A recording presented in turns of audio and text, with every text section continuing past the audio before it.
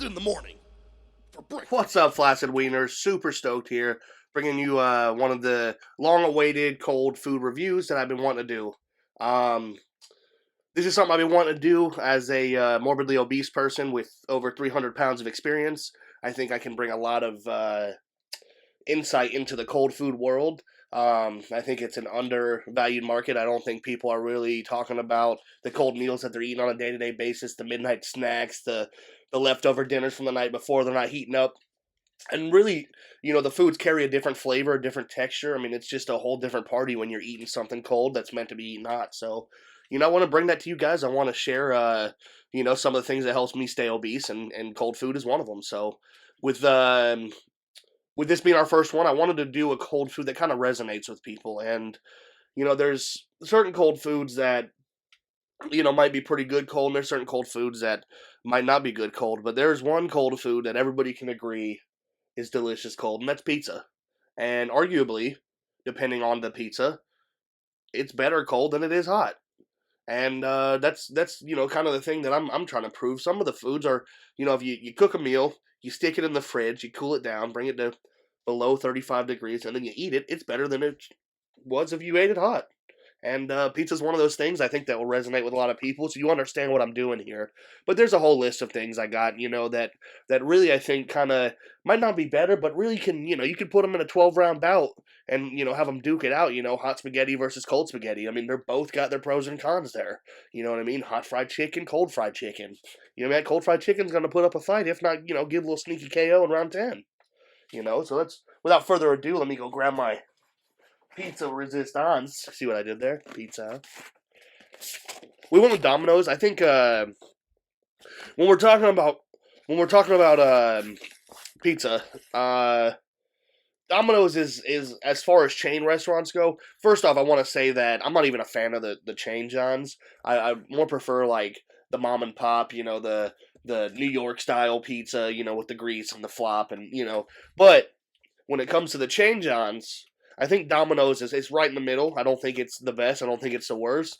But as far as cold pizza goes, it is the best. There is not a cold pizza on the market that will rival a Domino's cold pizza.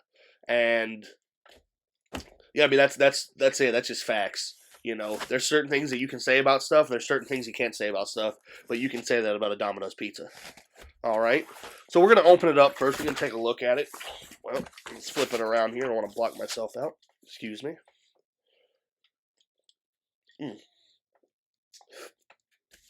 they actually, if this was a pizza that I ordered hot, dude, check this guy out. I would be stoked. I mean, the pep coverage is second to none. It almost looks like I asked for extra pepperoni, and I did not. $8, not bad for a large, and really a lot of pepperoni. The crust, they just did a good job. One thing that they do that other places don't, they bring the sauce all the way to the crust. A lot of places leave a little, maybe like a half inch before the sauce to the crust. Domino's, they like the water to meet the shore, so to say. I also brought a thermometer. If you guys see one of these, it is a working thermometer. Let me just get it turned on here. So we just want to make sure that everything we do here is legit. This is not factor cap. We're not trying to, pull a fast one, switch in a hot one. Look, I'm fat. I'm going to eat cold stuff. There ain't nothing to hold me back. I don't need to slip in a little hot slice. Ooh, it's cold. No, we're going to do this thing. Let's see. Ooh, Sticey. I can give that a 7.9, honestly. Look at this, boys. Flaccid Wieners. 34, 33 degrees? What are we getting here? What are we getting here? Come on. Let's get a cold spot. This one's not as cold. Still cold, though. This one's 41 degrees. All right. I'm going to go on this side. I like a little colder. Let's see. We're going to pick a good one. I want one with a lot of pepperoni on it. All right. Now, the dough, it's always more cardboardy when, there's almost no flop when you got a cold slice, which... that's phenomenal. Just gonna go in traditional. We'll go with the cute triangle first. It is the most traditional way to eat a pizza. Some people do come in from the side. Now, the cheese is different. There's not that pull and stretch.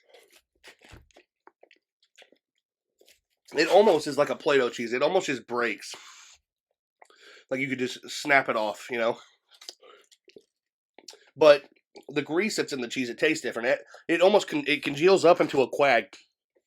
Mixes with the cheese and makes almost like a dough itself. So the dough that you're missing from the softness of the crust, you get in the cheese. It creates a whole different. It's a chemical compound that happens, you know, when you cool down a hot pizza. You can look it up. I don't have time to explain, but it really does a number here. The pepperonis, my favorite thing about, especially the Domino's pepperonis, the first thing that they do, they run this thing through their oven, and the pepperonis get a little crispiness on it. That's a Domino's trademark. Not every pizza place gets the crispiness on the pepperonis, and that really does add just an element of yumminess to the pizza. But when you cool that down and you stick it in the fridge, you get that char, but you get the spiciness of the pepperoni. It slows the pepperoni down. You get the spiciness. You get the quality. You know, when we're talking Domino's, we're not always talking quality, but I can definitely tell they spend money on their pepperonis. All right. This is not a bad pizza, guys. Good coverage on the sauce, like I said, all the way to the crust. Go in for a crust bite there for you. I mean, I really, really am enjoying this. I think that it's up there on the scale for cold food. And I don't even know what that scale is yet. I think we're going to figure it out as we go. It could be a 1 through 10. It could be assigned a random symbol or phrase, and as a production crew, we'll figure out like a timeline, you know, like 1 through 10 phrases, symbols, like everything has like a spot, you know. So the cold pizza probably is like, and if you're Southern, you're definitely gonna understand what I'm saying here. If you're not, we'll fill you in. It'll make you slap your grandma. I mean, this is spicy. It's a solid 9.3. I'm actually going to finish maybe 2 or 3 slices after the video's off. I don't want to take up too much of your time eating cold pizza.